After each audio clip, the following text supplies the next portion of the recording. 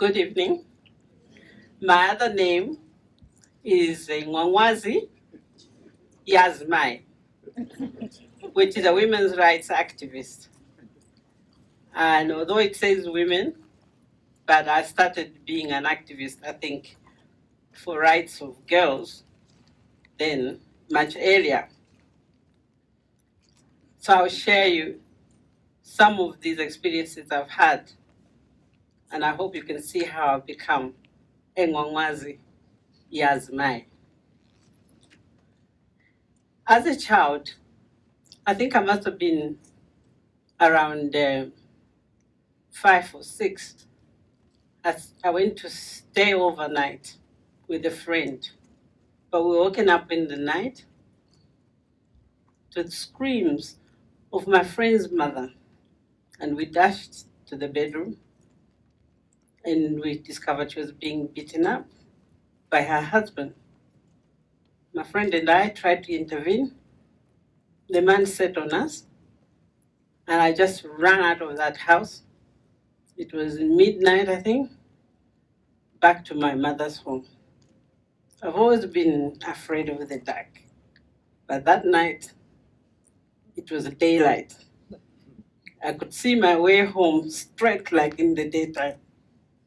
So I went home, knocked at the door. I was crying as if I'd been beaten. So my parents were quite worried. I said, no, I haven't been beaten. I explained what had happened. So I myself thought of, wow, since this was my first time to see a grown-up woman humiliated like a child. It took me nearly 15 years after that to stop my father from beating me up, because he had a tendency of using punishment for anything you do is to beat you up.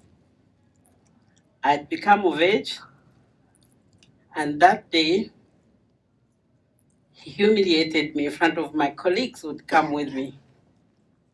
And I was so annoyed and determined as well that this is going to be the last time.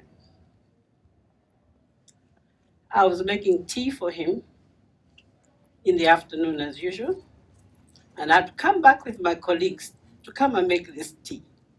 We used to cook outside the house. In those days, it was before independence. You only had a house to sleep in, and you cooked outside. So everybody saw what you did outside. I was also playing back and forth with my colleagues. When it came to boiling the milk, it spilled over before I could get there. Unfortunately for me, my father had watched this. He also dashed there. So we arrived at the pot together, and we both stood expecting the other to do something, but the milk spilled over. And immediately he just slapped me in front of my friends. I was so humiliated. I just walked away there with my friends and never came back that night. I went to my aunt, and she said, why aren't you going back? It's dark now. Because our daughter was with me and she witnessed all this. So I said, well, this time I'm not going back until your brother apologizes to me. So fortunately for me, she agreed, this is my aunt, that my dad had done something wrong. So she arranged the family tribunal, and my dad was found guilty. And he apologized. I was so happy, very empowered. Then I thought of all the other things he's done to me. Told it all. And my father apologized again. And one of the things he apologized for was my name. My middle name is Tlupekile, a Ngon name. But he used to call me Tlupe, and my colleagues didn't know how to do the click sound. So they always called me Spikiri, and you know what Spikiri means? A nail. And since I was very tall and slim, they were like describing me, So I used to get very angry, and my dad would do this, and they all would laugh when he calls me. So this time, that also came to an end. My dad never beat me up again, nor did he beat anyone else in the family. So I saved my colleagues. Why did I do that? I learned through my traditional initiation ceremony one of the teachings. And this one was, Sarah, you are now a woman, and all male members in the family should not touch you, shouldn't be near you. So this is what propelled me to take my dad to a tribunal. I said he'd done something wrong, which he's not supposed to have done. And this is why the elderly also agreed with me. And I became an activist from there on. And looking back, I think it was a good thing, because that was one way of stopping incest in the family. And this is one tradition which really must be retaught.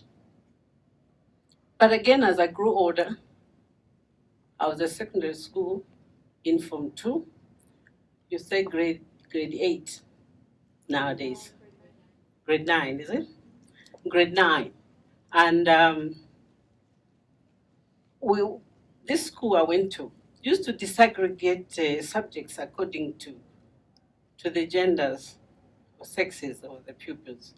Domestic science was for girls only. Physics and chemistry was for boys only. In the second year, which is grade 9, we're supposed to sit for exams.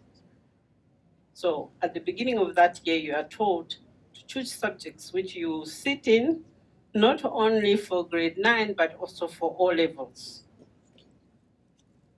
And with my friends and I, that day decided we're going to stop going to do domestic science.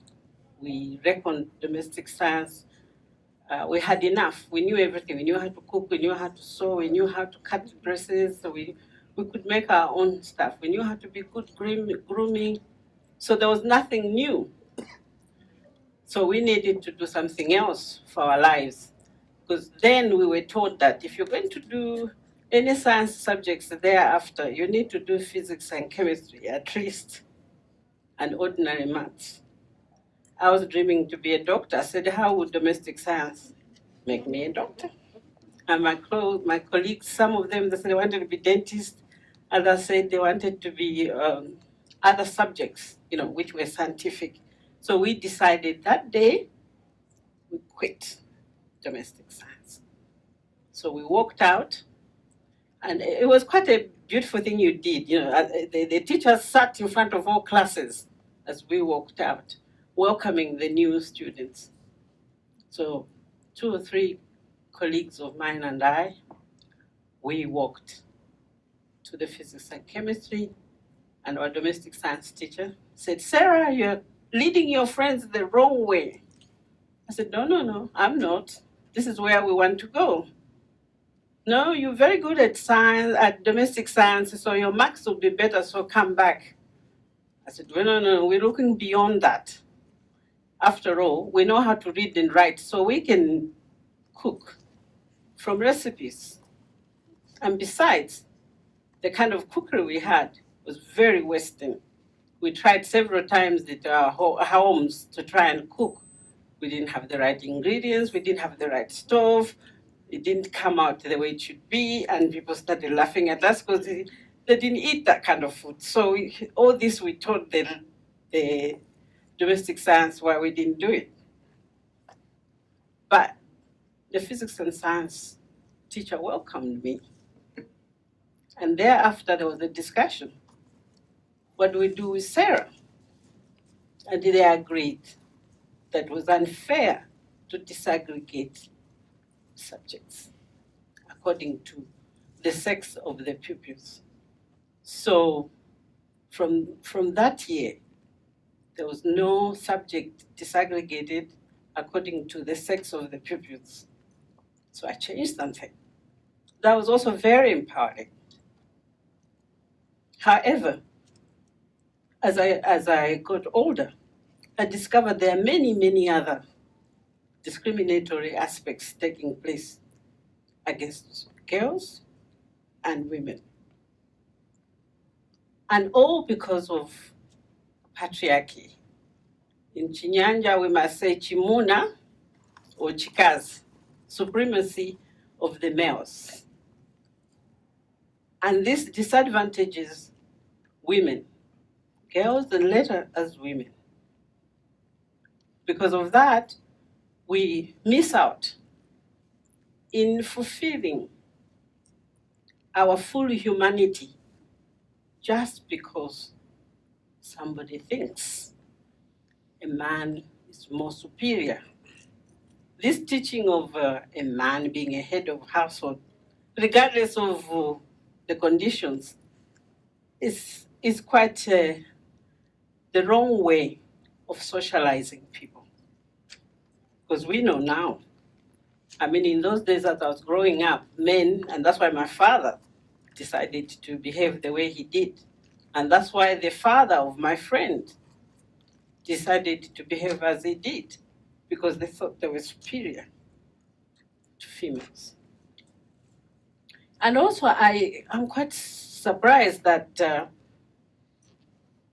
in Zambia, where we believe in this male supremacy, we're actually very against white supremacy. And hence, we even started to have a struggle against the British colonialists. And men and women fought in that. We both thought it was wrong. But if it is wrong to believe in a supremacy of another human being because of the way they were naturally born, why is it not this, also something wrong when we believe in male supremacy? White supremacy, we said no to it. And we've just celebrated our 47th anniversary of self-rule. This self-rule has been lopsided. It is just an independence celebration from colonial rule. It's not full independence, as long as women are left out. So for us as women, we looked at the 24th of October all the time and this year as just reminding us of getting rid of colonialism. Our independence, every Zambian's independence, is still awaited. And this is why some of us have become activists. Because on daily basis, women and girls are being discriminated against because they were born female. One example, I'll give two examples, if not three. The first one is we've just had the elections, tripartite elections. About 180 women put themselves forward to their various parties to become MPs, including myself, if you didn't know. However, it came to nothing. As for me, I was told I did very well in the interviews, constituency level, district level, provincial level. But when the big committee, the central committee met, they decided against. They decided to bring the former MP who had said he was not going to stand, but last minute said he's standing. I'm sure if it had been the other way around, the woman who said, I want to stand regardless, and one of them did, and she was replaced by another woman in her case.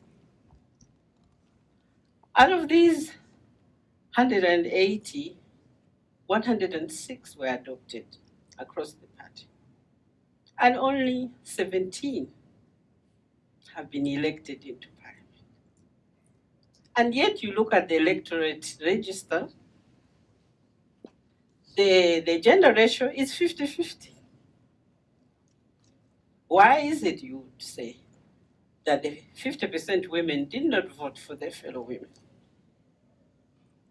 The main culprit is this belief in male supremacy, the single story about men being the best at everything. As a result, what happens? The national cake, when they are allocating the budgetary sums to various ministries, most of it, nearly all of it, is not spent on the issues that will bring a difference between men and women, and especially for the women and girls. If it did, we wouldn't have such high rate of maternity mortality rate. We wouldn't have women have to take buckets to go and give birth. We wouldn't have a lot of women not being trained. And this also comes from another belief of lobola. What does lobola do? It makes the brides become commodities. Older women, once lobola is paid, and I noticed it, my father was a polygamous man. I could see that the hard-earned resources by my mother, he was misusing it. When he's on drinking, on looking for another wife, very difficult to say that the man has committed adultery, because whatever he's doing, searching, is seen as looking for another wife. My mother's resources, she grew everything. She grew all the staple diet we had in the house. Luckily for us, we were in a rural district. She grew maize, she had chickens, she had ducks, she had kalulus, rabbits, she had doves. We had lots of protein. My daddy's money was on Western things like clothes, sugar, for his tea and for his drink. Also, because of lobola, women lose their self-expression.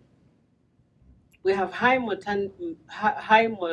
maternal mortality rate because lots of women cannot decide how many children they have and when they should have it.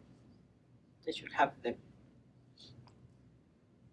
Also, the young girls are being pulled out so that the money is used to educate their brothers, or for the men to go and drink again and look for more girls and buy more bicycles and have radios and whatever else. She never gets the benefit. I know my cousin, she had a very bad marriage. She was being battered. She walked out of the marriage and she couldn't get any help. She said, okay, those who took the lobola paid back. I'm off. And she went.